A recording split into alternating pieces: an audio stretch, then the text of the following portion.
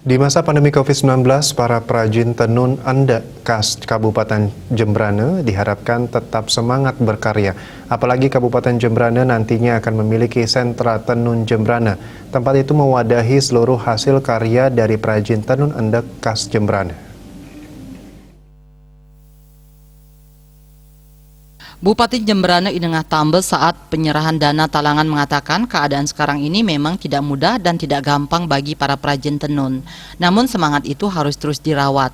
Dana talangan produksi tenun diberikan kepada Koperasi Tenun Yasti Tirupa bertempat di Perajin Kembarsari, Desa Dangin Tukadaya dan Sekar Ngoneng, Desa Mendoyo Dautukad, Kecamatan Mendoyo. Dana talangan itu akan diberikan kepada masing-masing 7 kelompok perajin tenun dengan nilai dana bervariasi.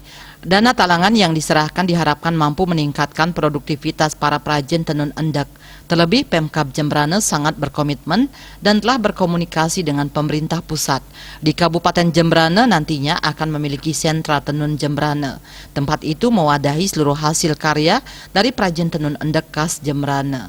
Witari dan Pos melaporkan.